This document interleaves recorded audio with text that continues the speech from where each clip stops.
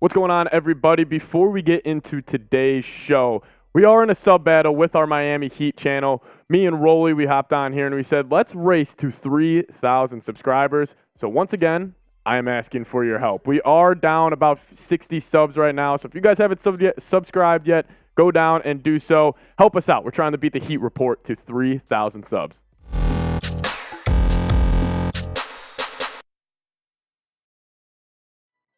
Welcome into the Bulls Report. My name is Patrick Siepman. I'll be your host for today's show. And we got three big topics that we're going to be breaking down. First, we're going to be talking about the possibility of trading for James Harden. There was a DeMar DeRozan kind of James Harden swap tossed out there. Then we did get an update on Lonzo Ball. The Bulls could potentially be getting off his contract, which could be huge for especially free agency starting later tonight. And then speaking of free agency, I'm going to be giving you guys three names and a little honorable mention of three players that I think the Bulls could possibly sign with that mid-level exception. But this was the breaking NBA news yesterday, and it took over storylines, and that was Harden. He opted in to his $35.6 million player option, but he also requested a trade at the same time. So James Harden is looking to be on the move. There was originally reports that the Clippers and Knicks are possibly interested, but we're going to be breaking this down from the Bulls' perspective. And James Harden, overall, throughout his NBA career, man, he was special back with those Houston Rockets from 2013 to 2021. He was probably one of the best offensive players in the league at the time, and I really believe it. Like, those Harden years where he was doing the ISO ball on the top of the key, he was really one of the more unguardable players we have seen come throughout NBA history, in my opinion. James Harden, his career with the Rockets, just under 30 a game, 8 assists, and just over 6 rebounds. He was an offensive machine. But we've seen in Philly kind of the decline over the last 2 seasons. Yes, he has kind of taken on more of a playmaking role with Joel Embiid, and we've really seen him kind of excel with that. But it's always the postseason with him. And we've seen this even dating back to Houston, but we've even seen it come to fruition with his Philly days. I mean, regular season stats, he's all right. I mean, sitting around 21 a game in his first 2 years, decent efficiency. But again, it's the playmaking with Harden that's kind of been taking that next step in Philly. But the playoff numbers, I mean, shooting below 40% and just over 37% from three is not what you're looking for, especially from a point guard where you want him to typically be efficient and not turn the ball over. But Harden overall isn't the same guy that you're going to get from his Houston days. I mean, it's kind of a no-dust statement, but it's true. I mean, James Harden, from where he was with Houston, that MVP form, to where he is now with the Philadelphia 76ers, it's nowhere close to that. And, you know, if the Bulls are going to be trying to bring in a guy like James Harden, I think they're getting a true playmaker. I think they're getting more not maybe the step-back three game that Harden had where you're like, oh, there's nothing you can do. There's no way you can guard him. He's getting to the free throw line 10 times a game. I think you're getting more of the playmaker, kind of Magic Johnson role for a James Harden. But this was a trade that a lot of fans have been kind of connecting the dots here because obviously the Sixers are still in win now mode for this upcoming year. And, you know, they could maybe want a guy like DeMar DeRozan. They both have 1 year left on their contract, and their contracts actually would end up matching up. So the Bulls, they would send over DeMar to Philly, and then the Bulls would receive James Harden. Overall, I don't think this is likely at all. I don't really think this would ever happen, is the Bulls going out and getting a guy like Harden. But we know the Bulls have a need for a point guard, and maybe they're looking at kind of the NBA landscape and saying, hey, let's go target James Harden. But my analysis and kind of my breakdown of Harden's game where it is right now, I still think he's an unreal offensive talent. Obviously, inefficiency is a huge concern, but I do think Harden, in terms of just being an offensive force and just an offensive juggernaut, he still has maybe a year or two left in the tank. Obviously, we've seen the physical side of his game kind of take a dip over the last 3 seasons. He's not able to beat players off the dribble as easily as he was in years past, and obviously still the playoff lapses. I mean, we saw during that Boston Celtics series, he had the 40-point outburst in Game 1. Was terrible games 2 and 3. Another 40-point outburst in games 4. It's just kind of this roller coaster of games with him during his playoff career. And then also, does he move the needle for the Bulls? Like, if the Bulls would make this trade, this would take him from a projected 8 seed to maybe a 7 seed? Like, I don't really think this kind of moves any or makes any big impact on the Bulls potentially making the playoffs. I just don't really think James Harden, if we were getting the Houston James Harden, obviously, but we're getting the Sixers James Harden, and he's taking a step back every single year. But I'll ask you guys, would you trade for James Harden? I'll make this the pin comment on today's video. So if YouTube throws an ad break your way, sit back, let it play, and let me know. Would you trade for James Harden? Give me a T for trade or give me a P for pass.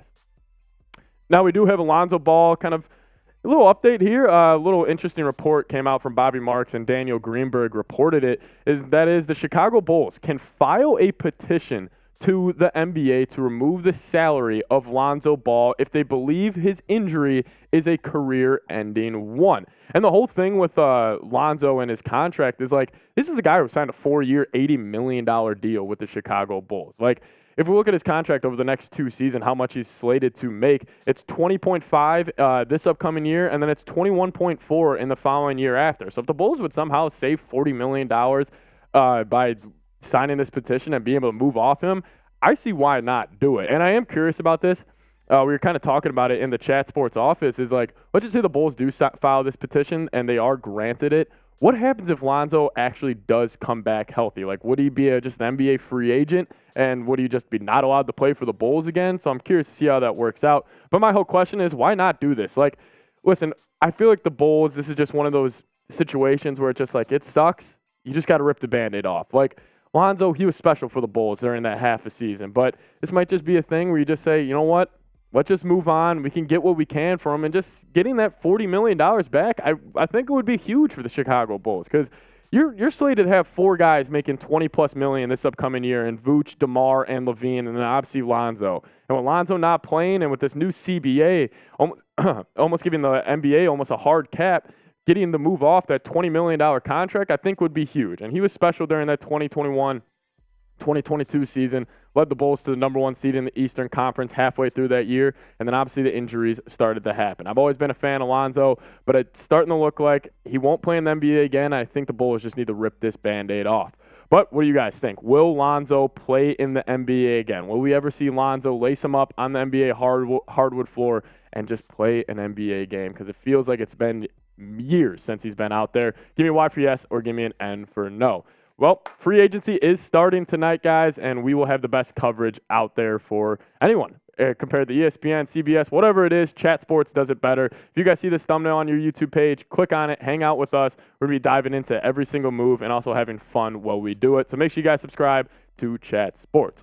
But with free agency getting underway tonight, I got 3 players that I think the Bulls could be looking at signing. Obviously, I don't think the Bulls will address the front court anymore with Andre Drummond opting in and then them also re-signing Vooch to that 3-year deal. But the Bulls are still they still have 2 exceptions that they can roll out there during free agency. They got the non-taxpayer, and then they also got the biannual. The non-taxpayer, the mid-level exception, it's around $12.4 million, and then the biannual is at $4.5 million. The Bulls can still use both these. They're still technically under the CBA hard cap, so these are still both available for them. But my number one free agent target, and it's been saying this for the past couple of weeks, I think it would be Seth Curry. I am all in on the Bulls adding Seth Curry, just mainly because their need for adding a shooter to this lineup. And he's been fantastic over the last 4 postseasons. You know, shooting in the NBA regular season compared to shooting in the postseason, I honestly think they're 2 different beasts. I think in the regular season, you're getting a lot more rhythm looks. You can kind of get a better feel for the game. In the postseasons, it's a lot more half-court sets. You know, just obviously slow the game down. And, you know, you got to be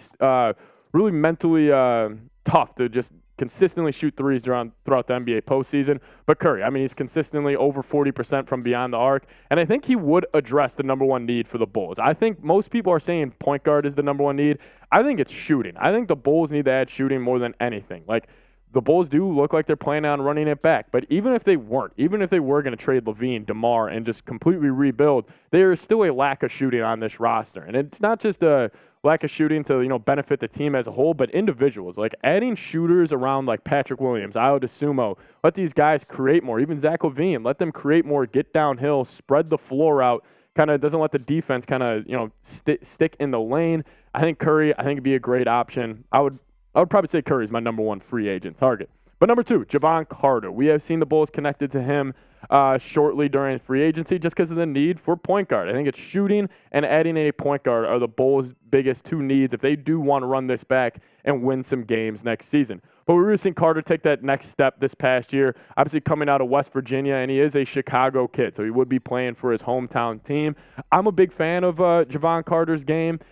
He's got that dog in him. He's, you know, went to Press Virginia. He will pick you up 94 feet. And I actually think he's a solid playmaker and has potential there. Very solid efficiency this past season, 42 from deep and then 42 overall from the field. And this could be your Lonzo Ball replacement. Obviously, I hate throwing it out there because I don't think Lonzo was just on a whole nother level than Jevon Carter, but the Bulls do need a point guard. I think Jevon Carter, I think what he's learned sitting behind Drew Holiday and just kind of being in that Bucks culture, I think could really be a true point on a championship team. Kind of gives me a little Tyus Jones game in his the way he plays the game of basketball. But Jevon Carter, I would be fully in on bringing him in. Maybe for the biannual would be the contract that I think the Bulls should offer him.